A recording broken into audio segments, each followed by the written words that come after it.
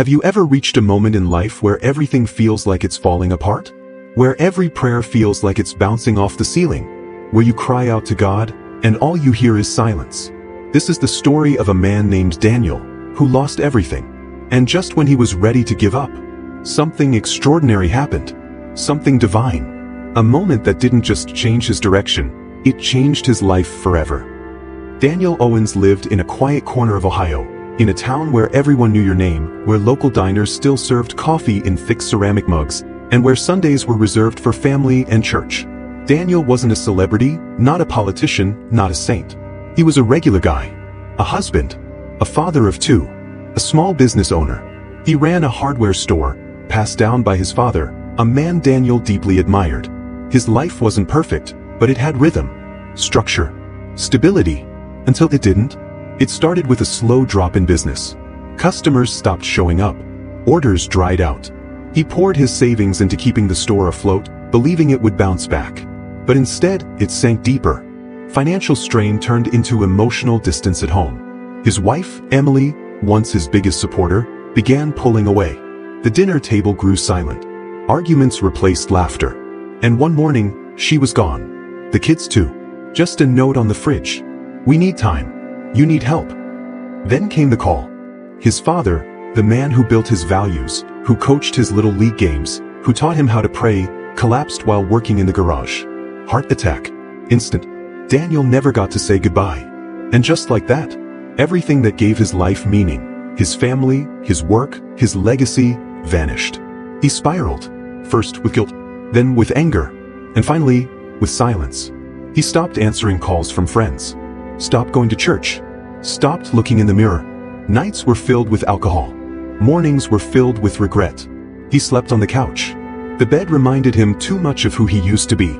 At first, he tried to pray, God, if you're there, help me. But days passed. Weeks. The months. The silence hurt more than the pain itself. Depression tightened its grip. The house, once warm and full of life, now echoed emptiness. Until one night, he made a decision. It was December. Snow was falling. And Daniel wrote a letter. To those I love. I'm sorry. I tried. I really did. But I'm tired. And I can't carry this anymore. Please remember the good days. I love you. He folded it, placed it gently on the kitchen counter, grabbed his coat, and walked out the door.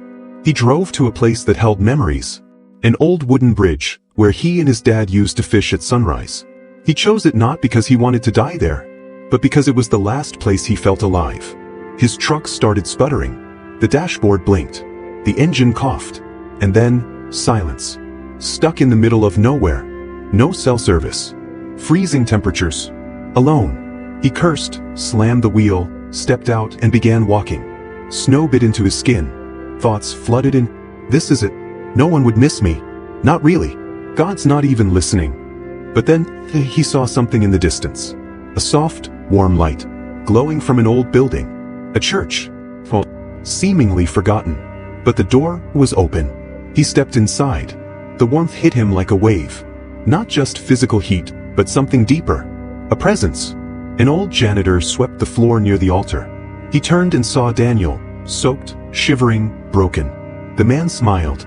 I don't know who you are, son. But God told me someone would walk in tonight who's about to give up. He handed Daniel a cup of coffee and sat beside him. For several minutes, there were no words. Just silence. Then the janitor opened a worn Bible. His hands trembled slightly, but his voice was clear. So do not fear, for I am with you. Do not be dismayed, for I am your God. I will strengthen you and help you. I will uphold you with my righteous right hand. Isaiah 41 verse 10. Daniel wept. Not tears of pain, but of release. It felt like someone had opened a window in a room that had been closed for years. That night changed everything. Not all at once. Not miraculously. But the seed of hope was planted. The pastor met him the next morning. Helped him find counseling. The church brought him food, community, and, most importantly, faith. Daniel began reading scripture again. He learned to forgive others, but more importantly, himself. Months passed. He found work helping at a shelter. Met others who were battling their own demons. One day, he shared his story during a church service. And after the service, a man came up to him and said, I was planning to end my life this weekend, until I heard you speak. That's when Daniel knew. His pain had purpose. A year later, Daniel founded a nonprofit called Second Wind. Its mission, to help struggling men rebuild their lives through faith, mentorship, and community. From the broken to the breakthrough. From despair to destiny. Daniel still visits that little church every December. He lights a candle, not to mourn his past, but to honor the night everything changed. Life won't always make sense. You may lose everything. You may fall hard. But even in your darkest night, God is still writing your story. Daniel's journey wasn't the end, it was the beginning of something bigger than he ever imagined. Because God doesn't always take away the storm. Sometimes, He walks with you through it, until you're strong enough to help someone else. If you've ever felt like giving up, I want you to know, you're not alone. And you're not done. Drop your beautiful thoughts in the comments if you believe God has a plan for you. Like this video to spread hope. Share it with someone going through a tough time. And subscribe to this channel for more stories that remind us that no matter how far you fall, God still reaches deeper. And no matter how dark your night, light always wins.